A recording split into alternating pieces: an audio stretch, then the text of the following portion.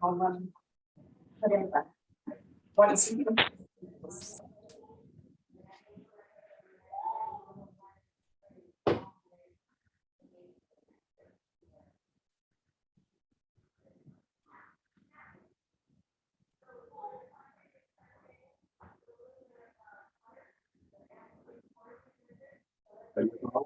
Yes, we're live. Okay. I guess we have to introduce ourselves since we're being recorded. This is the Westminster Board of Zoning Appeals, our public hearing of Tuesday, or public meeting, excuse me, of Tuesday, July 11th, 2023. I'm Larry Duran, I'm the chair, and members and supporting staff can introduce themselves if you don't mind. Hi, I'm Brenda Frazier. I am a member of the board. Scott Graff, member of the board. Karen Ruff, board attorney. Deanna Shotley, comprehensive planner for the city of Westminster.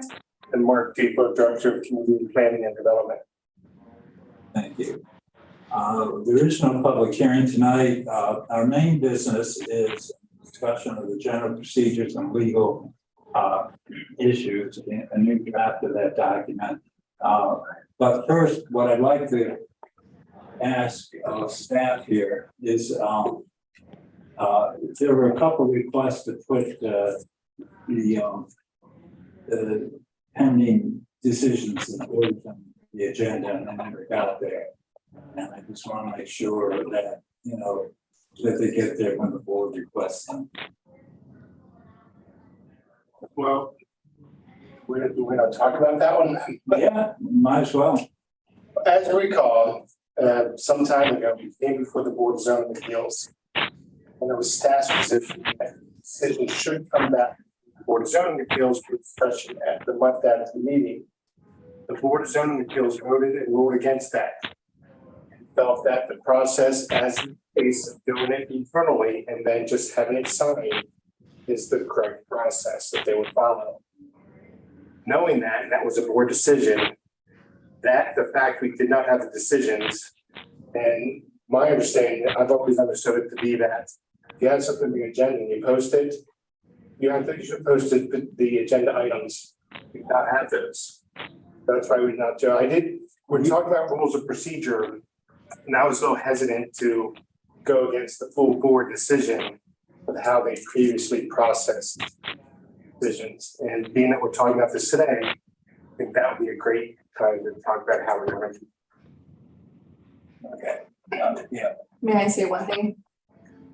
Generally speaking, I think Mr. Depot is correct with respect to making documents readily available to the public that are going to come before the board. I do not feel the same way with a draft decision.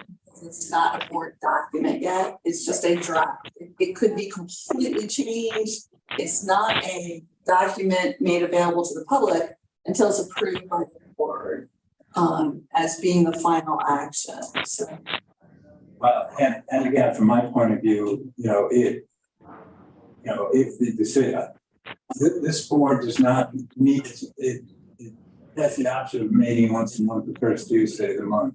That doesn't happen very much these days. What I don't want to do is to hold up somebody's construction project just because we don't have a board meeting. So with this particular occasion, I was hoping we could at least get these under consideration.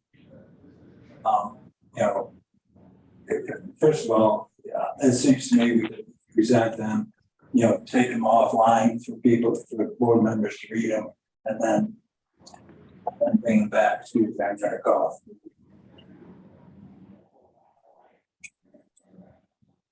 Excuse me. So, I mean, the reason I wanted them on the agenda just to make sure that the board members got at least this. We were trying to get them to actually be under consideration by the board members for this evening, but time just ran out on it. So, on the assumption that we were going to take some actions on those two decisions, that's the reason I wanted them on the agenda. So anyway, back to business here. Mr. Chair, but before you go on, those two draft decisions will be sent out again to everybody. Once the board members review it and communicate with me that there are no revisions or further revisions to the documents, then we will forward it to staff and to you for signature. Okay, so once we have a final discussion draft, you're going to send it to Scott and Brenda and me. We will review them, send them and changes to you. Once we get a consensus set, then we'll vote by email. But that's just that you can't only vote in an open meeting, right? So what happens is you made your motion to approve at the last meeting with conditions. This will document that decision. And once I hear from everybody that there's a consensus that it correctly articulates what board's decision was, that's when the chair will sign. That's been the past practice of the board. So that, and again, I apologize for not coming in, Chairman. But anyway, so in essence, we had a continuing motion the last meeting that we're going to Approval, as opposed to vote, yes. Yes, thank you. Scott, do you have anything? No comments. Okay, moving on now. We are going on to, we're drafting as a board a new general procedure, revised procedures and legal issues document. I think the last time it was revised, maybe you can help me, Mark, was what, 2009 or something like that. A long time ago. It was quite some time ago. I know we had minor changes, almost when I started about 3 years ago. But Anyway, it's we time. discussed it maybe. But I think I think the consensus is it's time to jump into it, take another look at it and bring it up to date, based on current procedures and requirements of the town. And to that end, I'm going to turn the meeting over to our legal counsel, Karen. Well, I would propose we go through it page by page and just kind of talk about the proposed changes. So on the first page, it's really just formatting and spelling changes in the title. And then at the bottom, there was a reference previously to who the Board of Appeals members were. Since that may change over time, more frequently at least than they're updated, I don't know that we need to have the names of the board members at the bottom of the page. If you disagree, we can insert them again. And then we're going to update the date that they're effective. Is that documented, Mark, in the city, for example, who's on the board and who's the chair for this year, each year? Is there a documentation? Yes. On the website. Yeah, On the to the website. We also city clerk, and he tracks and maintains the terms, vacancies, form him a chair, vice chair. Yeah. And that leads to the change of the website. By the way, just to be clear, or update myself, Scott, are you vice chair now? And I don't think it appears on the website. Not really going to remind them.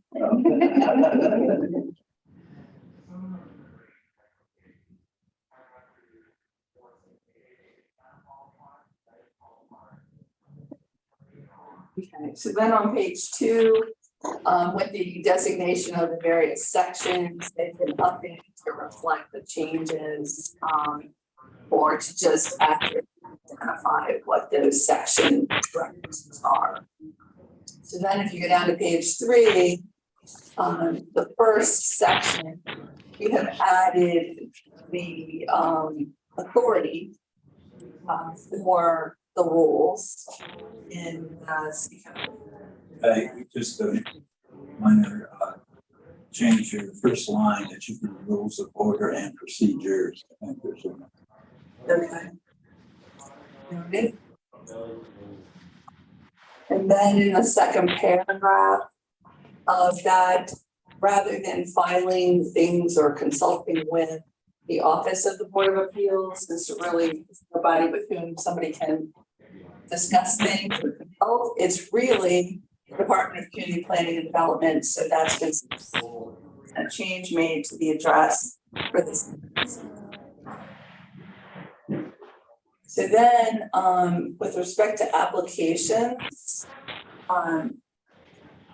we have kind of separated out the appeals and petitions to kind of just be more specific with respect to, you have administrative appeal authority, you have special exception petitions, and then you have variance appeals. Okay. Any questions about 2A? Mark, you had a comment here that should we define the eligible variances? My response to that was I thought that was more proper in the code itself as opposed to procedures, but didn't know what you thought on that. Karen and I had a lot of discussion about this, the state code. It took us a while. I knew it was, we both knew it was in the state code somewhere. It just took a while to find it. It's in a different section than what you would assume. And the ordinance does reference what the variance is. It doesn't actually match state code. The concerning element that I have is that, and maybe like you said, something, maybe it's in the code. It's not clear. It still gives the impression that really anything can be, you can receive a variance for almost anything, even if it is broken up into the code. I can't remember what the actual terminology was. Bulk. So in state law, boards of appeals are authorized to grant variances from the local zoning laws with respect to bulk, area, dimensional, and there's one more. We have it in our code, bulk, I thought. height. Yeah. So anyhow, there's 4 things you're allowed under state law. We have not included dimensional in the city code definition of variance and what you can receive a variance for. We have bulk, density, and area. Density was the other. Yes. So those are the 3 things. So the question became, what falls within those definitions? What's bulk regulation? What's an area regulation? What's a density regulation? We came to find that those 3 terms are not defined in the city code. And that the use of bulk requirements in some places seems to include area requirements as well. So I don't know what staff is concluded with respect to that. But any definition, if you will, of what's able to be a variance would have to come straight from the city code. Yeah. So to the extent that staff believes that that needs to be addressed, it's really, I believe, a city code issue that we have to do a zoning ordinance amendment to address that. So having said that, since we reference the section in the city code here that provides for the variances, I don't know that we really need to set out that they're variance from bulk, density, and area requirements of the code. That's my recommendation. Well, that's kind of where I was going. This is more of a procedural than a substantive issue. Okay.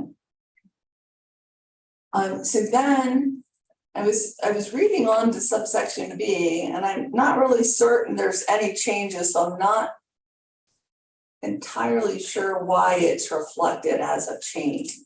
because we, it wasn't a previous section, it was down below. Well, I did. Yeah, I think. Oh, you think we moved it up? Yeah, we. moved it. Okay. So, because it's verbatim what was there before, I believe, I don't think we changed anything I there. think Mark Was put it in- changed, Mark?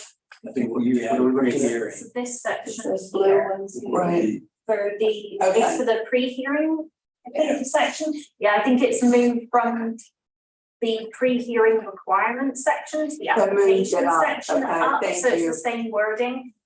But it would allow for a slightly quicker process further down the line to receive that information at that point. If you go to section 8 on page 3. at the That's where bottom. it came from. Yeah. I'm sorry, I forgot. So section 3, meetings and hearings. We have stated the applicant shall attend the hearing regarding their application or appeal in person. Applicants may attend virtually only upon the prior written approval of the chair of the board. Because it was the board's sense that they wanted the applicants to be here to be able to see them and question them. I definitely, agree. We had, in fact, in one hearing, we had one gentleman who didn't even have his video on.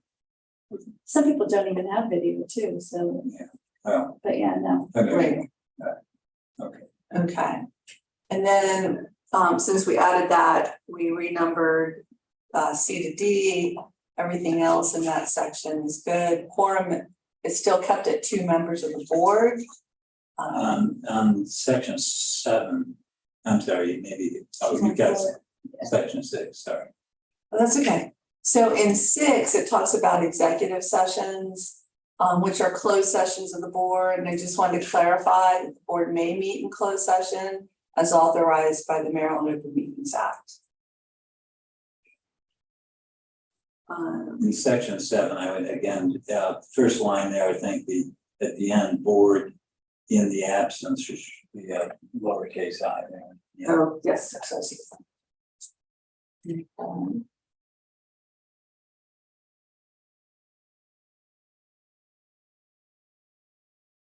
All right, then section 8 are the pre-hearing requirements. So in addition to whatever is required under the city code, we're saying the following pre-hearing requirements shall apply. So originally, we had said the applicant or petitioner must file an original pre-hearing statement with the board with 4 copies no later than 15 days prior to.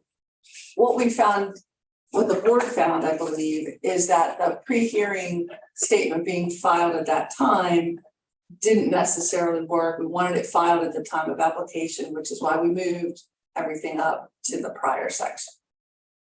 So,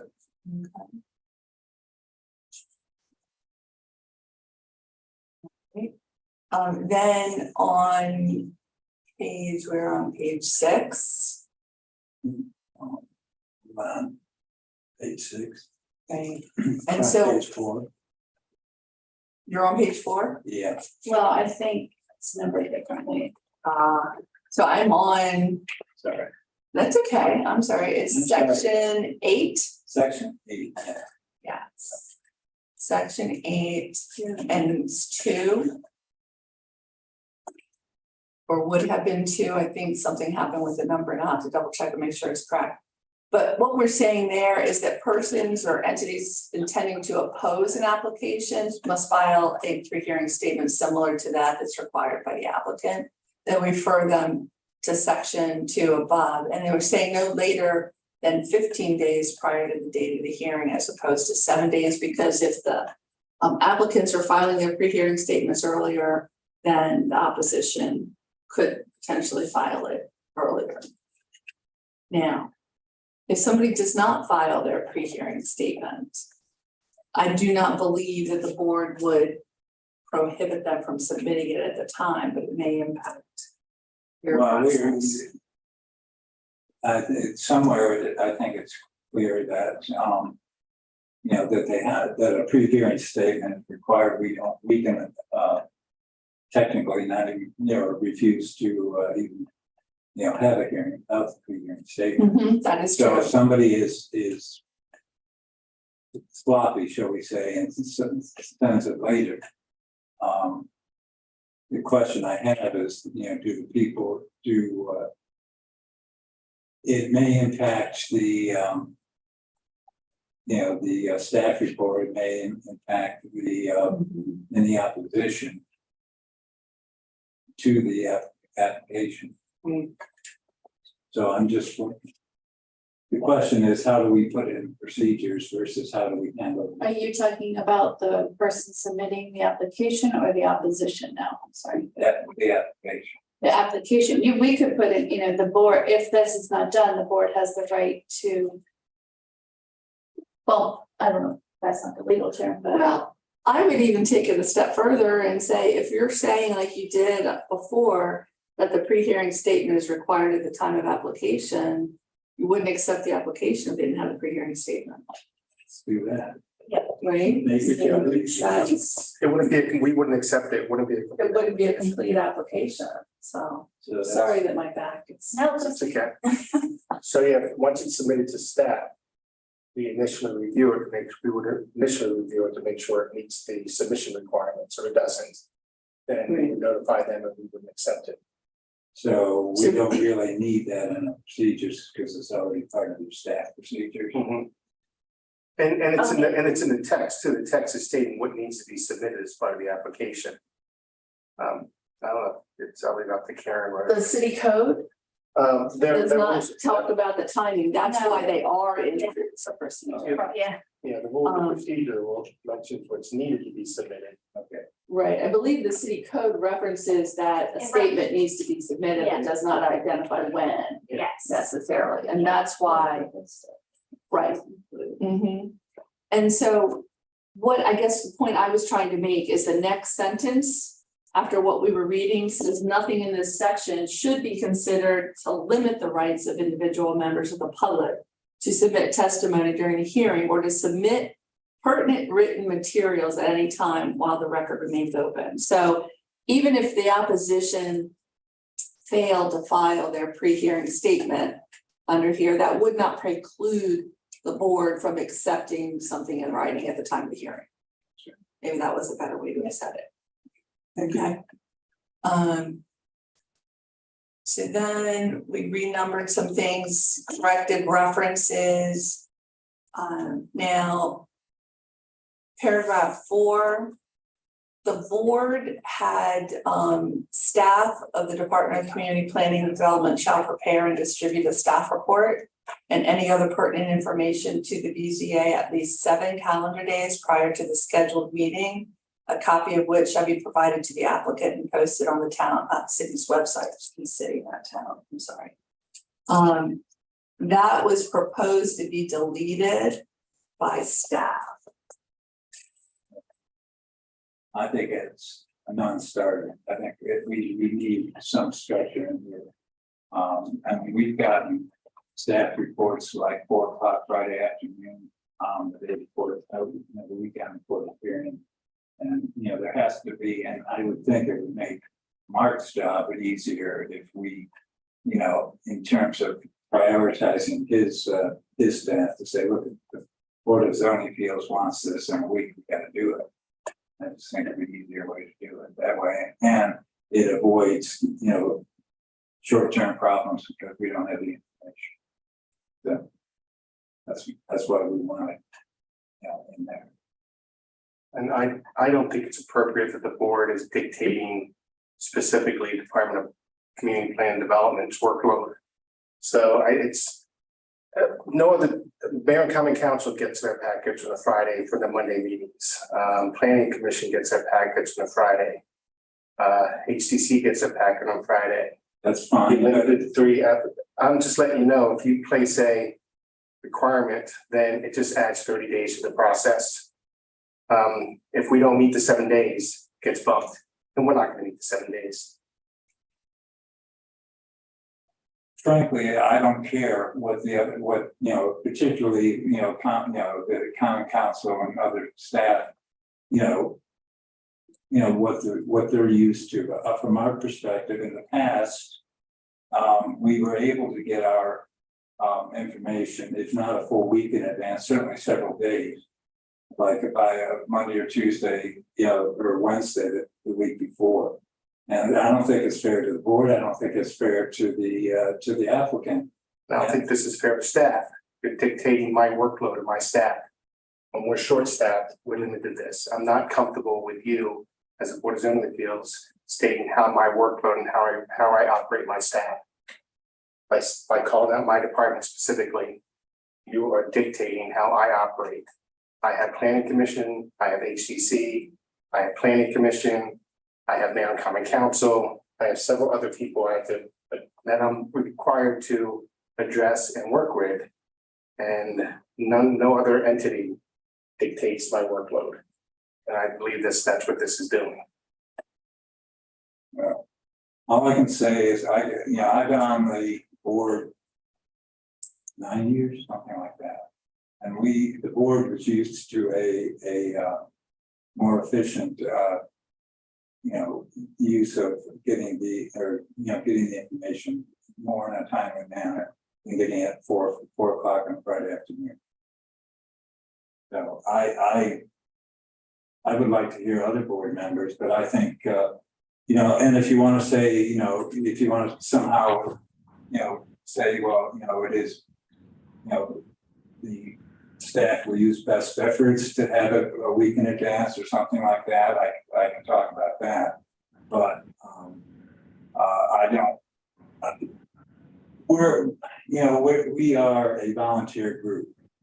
And for us to take the back seat every time, and even have hearings that were terminated or that were postponed the day of the hearing, doesn't give us a warm fuzzy feeling that we're getting all the support we really need from the staff. I have to agree with Larry on that one. I think at least, maybe I'm missing where it would be, but I think now you would know 30 days ahead of time if we even have a hearing, correct? Like if there's even a hearing to be heard, you would know a month ahead, 30 days. It's not going to be 90 days. I'm going to bump that out another 30 days. So if I have to meet a certain timeline, you're just adding time to the applications. No, I'm asking if you would know if somebody applied for a hearing 30 days before. No, because you can submit an application anytime. It's not a window that if you submit by July 1st, you'll be heard at the August hearing. It's not that way. They can submit tomorrow, or they can submit the day before the meeting. We don't have a set time. I'm sorry, maybe I misunderstood then. Didn't we talk about the pre-hearing statements? Because you have to put it out, so maybe it's just me being educated. You have to put it out how many days prior to the hearing to the community. It has to be advertised in 20 days. So that's so 20 days, not 30, I'm sorry. So Yes. you know 20 days before the hearing date, if we are in fact going to have a hearing. That was my big problem, obviously I'm running boards, I'm running I'm busy too. That we were never told that there's no hearing scheduled. So until the day before, there's no hearing, you have a free evening.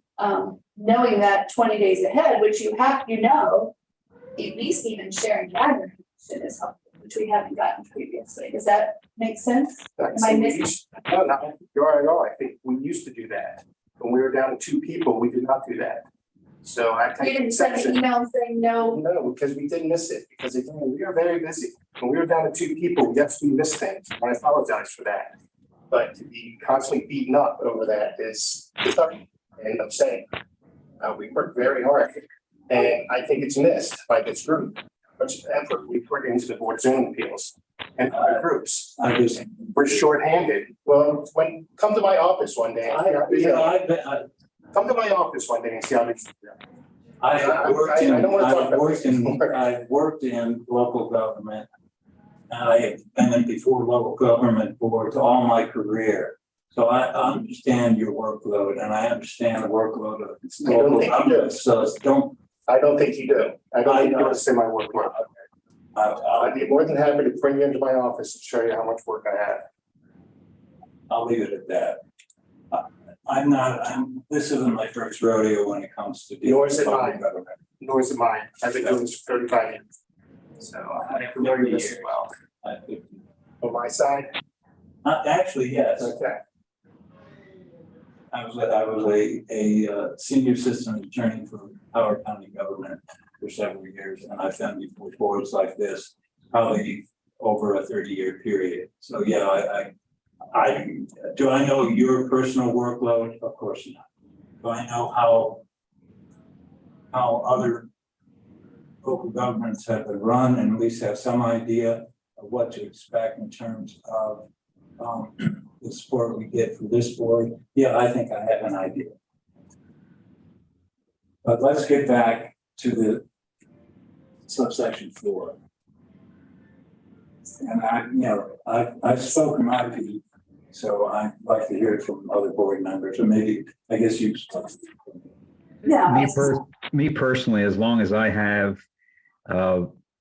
48 hours prior to the meeting, as long as I have time to digest the material and review the material, I don't need to see it within a certain time frame, prior to the meeting, if it's a sticking point.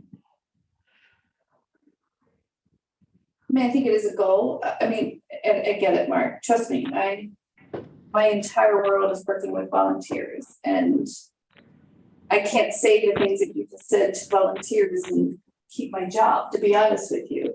But I get that and I understand that. I do think in good faith, if you could attempt to get everything within 7, even if it's 7 calendar days and not business days, but also making it on the day 20 prior to the meetings, somebody sending an email to this group saying, hey, you know what, we do have an agenda, be ready, or we're not going to have a meeting in September. That would be very, very helpful for us in our other work life. At least I'm speaking for myself. So those are the 2 requests that I have. And I don't know that you put that first one in there. I'm just asking for a courtesy.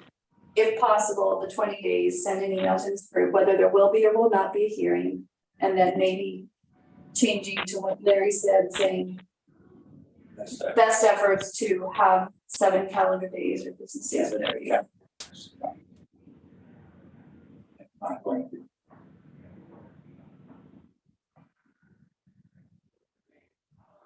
Okay, so that's what you want in there? Yeah, Okay. So I hear 2 members of the board saying, right? I'm fine with that as well. Yeah. Okay. Then the preliminary motions, we did not change. Order of evidence, we did change a little bit. Normally, we had the staff make a presentation first, and then the petitioner, and we've switched that a little bit because the appellant or the petitioner is the one that has the burden of proof.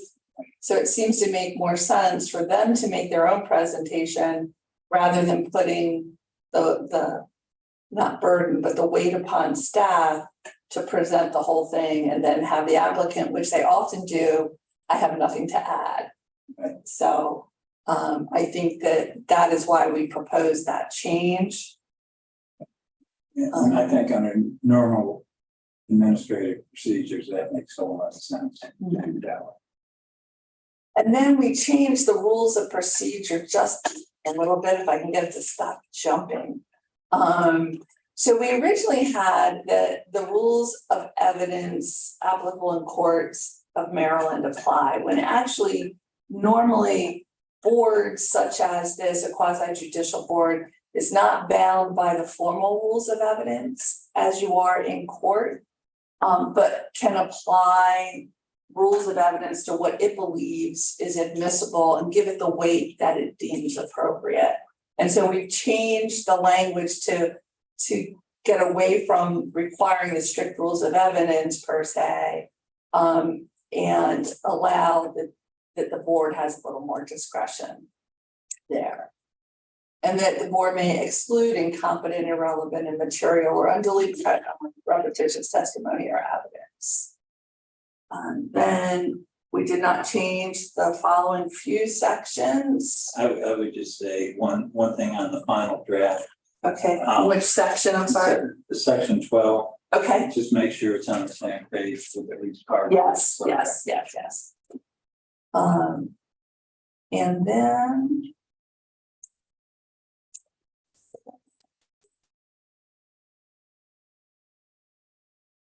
So I had highlighted the transfer of special exceptions. It says upon the request of the holder or the owner of the property for which the special exception is granted, the board may approve the transfer of the special exception. My question to staff was, how often does that occur? I didn't hear, what was the question? Section 21, transfer of special exceptions, does that occur frequently? It. Well, whatever. 9. Top 9. And it says here that no public hearing is required unless the proposed transfer substantially changes the nature, character, intensity of the use. I would think the nature, character, intensity of the use can't be changed, right? Without a new. Without a hearing and so I would think that you would always want it at least to be, even if it's an administrative matter before the board, wouldn't you want them approving the transfer of the special exception? If it, So is this if I'm putting the special exception to build a daycare and I decide I'm not gonna do it, but Jane is going to do it, it would automatically transfer to Jane? that's how That's what that means? Yeah, that's what that's I saying. would think I would want to interview the new owner, lack of interviews might not be the right word, but. And to make sure they're aware that all the conditions of the special exception must be met and get their acquiescence to it. So that's why I was wondering how often this happens. Never. Yeah. Never? Okay. And so that's the question for the board is, are you happy with it the way it's presented? Or would you prefer that if there's a transfer, even if it's I would think they need to a come. brief I presentation? think they have to come before the board. Well, I'm just looking at it, backing away from it for a little bit. If I'm a property owner and I have a special exception and I want to sell my, do I have to, I guess there's the special exception run with the land, Supposed to run with the land. supposed to run with the land.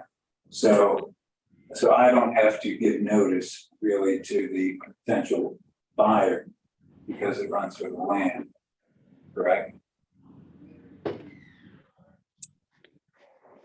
I'm just wondering, I was thinking before it was, But what if I'm not the owner? What if I'm the lessee? You know, and I have the special exception, or I guess the owner has the special, exception, they agreed to the application.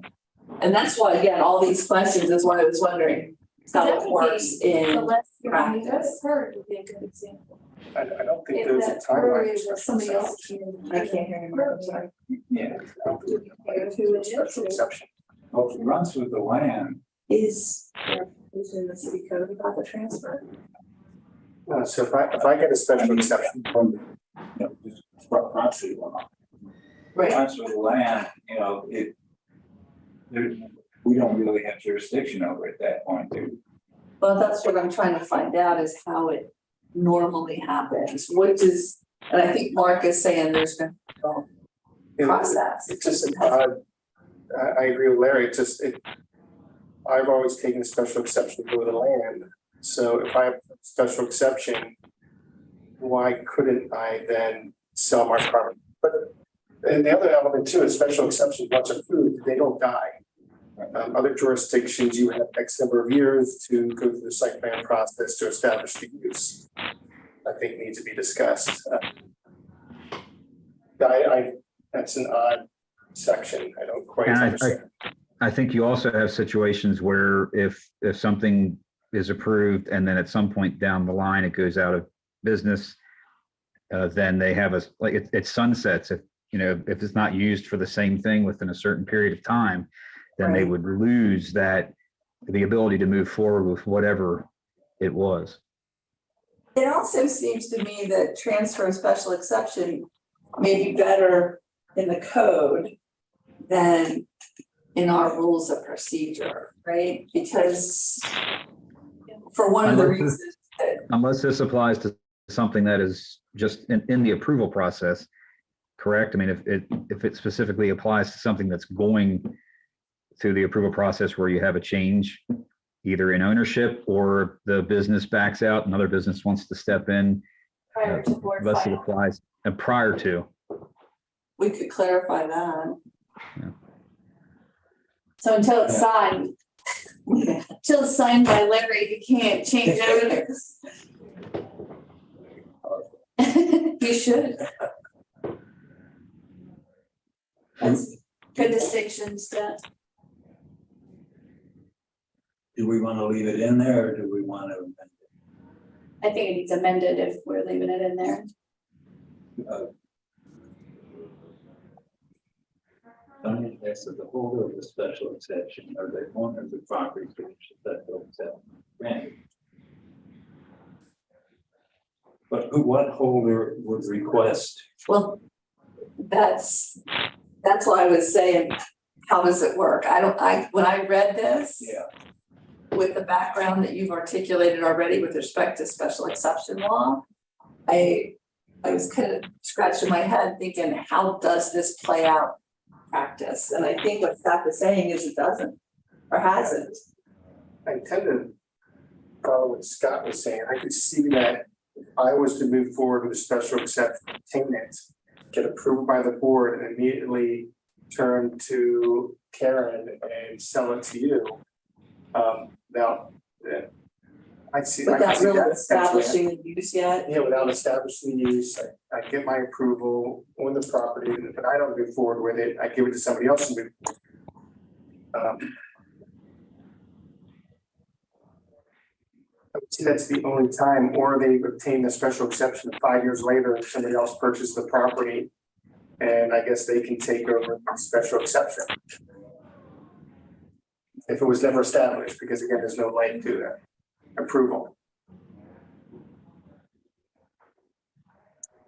The answer is I'm still not sure. So my question is, do we need it?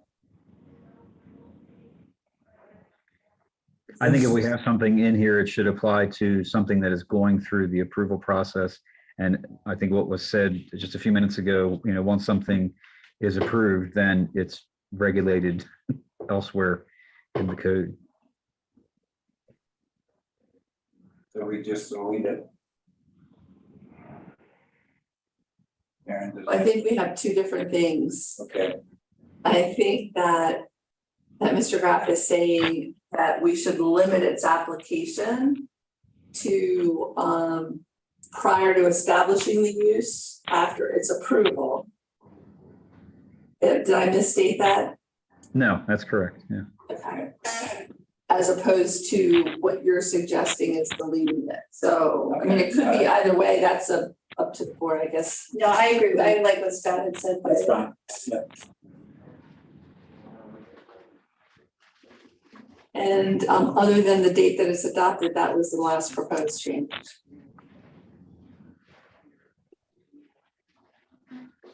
Any other discussion, our board members? Any staff have any comments other than what we've already discussed? No.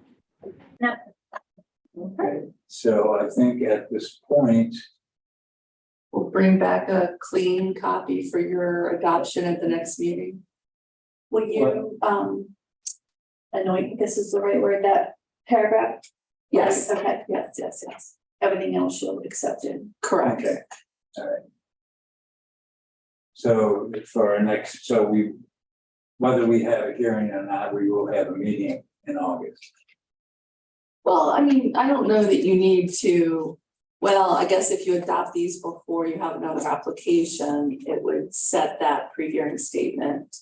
Yeah. Do you have to adopt them in a meeting? I don't care. Yes, You can't do it by vote, but right, you have to do it. Electronic Does staff, are you looking at any potential applications or hearings for August? home occupation. What do you say? home occupation. The application's already been received. So these wouldn't affect that really. So we could put this as part of the agenda, but Or you could make a motion to adopt it with the changes that we just reviewed. Because I think the only thing that you wanted to do that's not in here is add back in the paragraph under 8.4. right, And then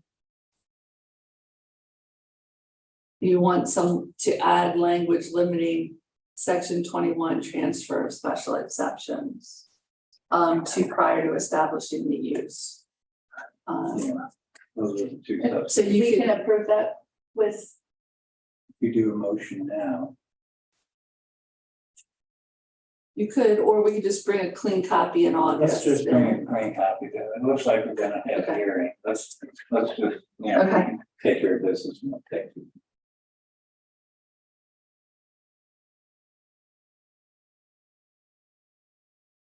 Okay. will you send it out prior to the meeting for us to look at? Oh, yes, absolutely.